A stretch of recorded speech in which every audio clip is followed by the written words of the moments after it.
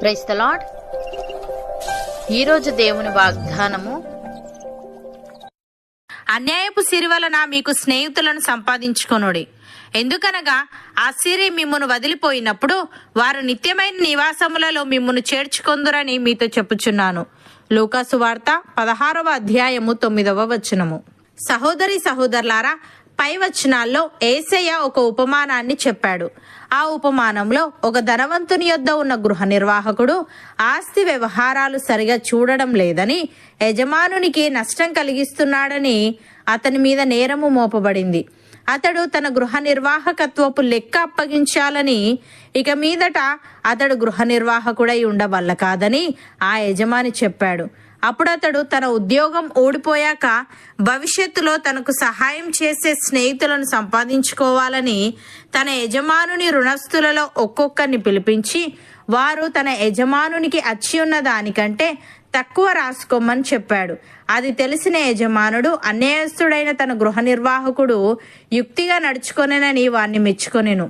ప్రియులారా, ఇక్కడ గృహ నిర్వాహకుణ్ణి యజమానుడు మెచ్చుకున్నాడు అంటే అతడు చేసిన అన్యాయాన్ని మెచ్చుకున్నాడని కాదు, దాన్ని తప్పక అసహించుకుంటాడు.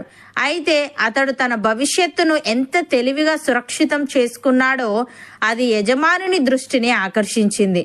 అందుకే ఆ గృహ నిర్వాహకుణ్ణి యజమానుడు మెచ్చుకున్నాడు. ప్రియులారా, యేసయ్య ఈ ఉపమానం చెప్పడం యొక్క ఉద్దేశం ఏంటంటే, వెలుగుకు చెందిన మనుష్యులు పరలోక సంబంధమైన విషయాల్లో ప్రవర్తించిన దానికన్నా మరింత వివేకంతో లోక సంబంధులు ఇహలోక విషయాల్లో ప్రవర్తిస్తారని, వారు భవిష్యత్తు గురించి ఆలోచిస్తారని ఈ ఉదాహరణలోని నిర్వాహకుడిలాగా స్నేహితుల్ని సంపాదించుకునేందుకు తమ ధనాన్ని వినియోగిస్తారని యేసయ్య ఉద్దేశం. ఇక్కడ వెలుగుకు చెందిన మనుష్యులు అంటే దేవుని సొంత ప్రజలు అని, లోక సంబంధులు అంటే దేవుని ఎరగని పాపాత్ములు అని అర్థం.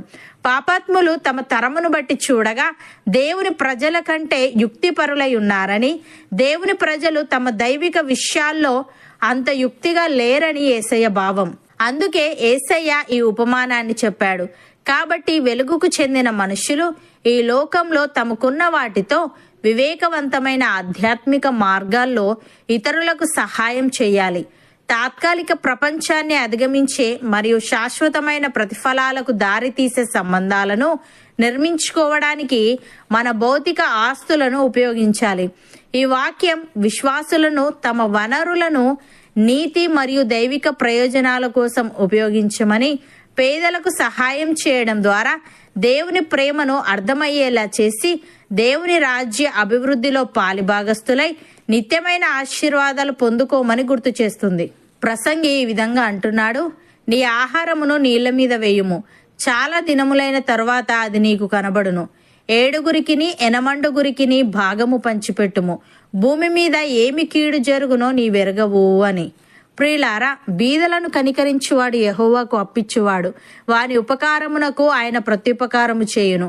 అపోస్తలుడైన పౌలు తిమోతికి వ్రాస్తూ ఈ విధంగా అంటున్నాడు: ఇహమందు ధనవంతులైన వారు గర్విష్ఠులు కాక, అస్థిరమైన ధనమునందు నమ్మిక ఉంచక, సుఖముగా అనుభవించుటకు సమస్తమును మనకు ధారాళముగా దయచేయు దేవుని యందే నమ్మిక ఉంచుడని ఆజ్ఞాపించుము. వారు వాస్తవమైన జీవమును సంపాదించుకొను నిమిత్తము రాబో కాలమునకు మంచి పునాది తమ కొరకు వేసుకొనుచు, మేలు చేయువారును సత్క్రియలు అను ధనము గలవారును ఔదార్యము గలవారును తమ ధనములో ఇతరులకు పాలిచ్చువారునై ఉండవలనని వారికి ఆజ్ఞాపించుము అని. సహోదరి సహోదరులారా, భూమి మీద మన గుడారమైన ఈ నివాసము శిథిలమైపోయినను చేతి పని కాక దేవుని చేత కట్టబడినదియు నిత్యమైనదియునైన నివాసము పరలోకమందు మనకున్నదని ఎరుగుదుము. మనము దిగంబరులము కాక వస్త్రము ధరించుకొనిన వారముగా కనబడుదుము. కాబట్టి పరలోకము నుండి వచ్చు మన నివాసము దీనిపైని ధరించుకొనని అపేక్షించుచు దీనిలో మూలుగుచున్నాము. ఈ గుడారములోనున్న మనము భారము మోసుకొని మూలుగుచున్నాము. ఇది తీసివేయవలనని కాదు గాని మర్త్యమైనది జీవము చేత మింగివేయబడినట్లు ఆ నివాసమును దీనిపైన ధరించుకొని గోరుచున్నాము. దీని నిమిత్తము మనలను సిద్ధపరిచిన వాడు దేవుడే, మరియు ఆయన తన ఆత్మ అను సంచకరువును మనకు అనుగ్రహించి ఉన్నాడు. అవును అన్నవారు నాతో పాటు ప్రార్థనలో ఏకీభవించండి.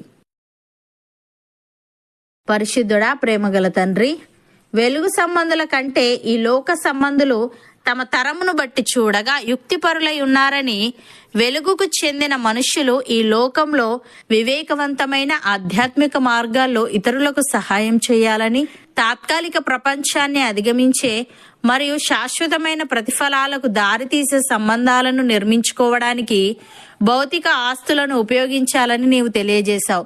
తని నీకు స్తుతులు.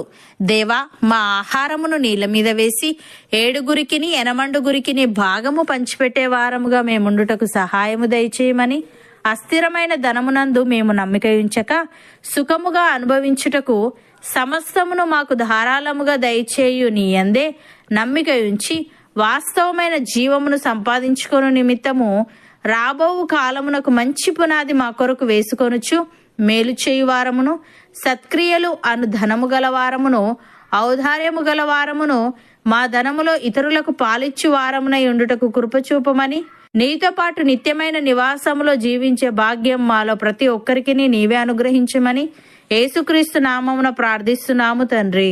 ఆమెన్.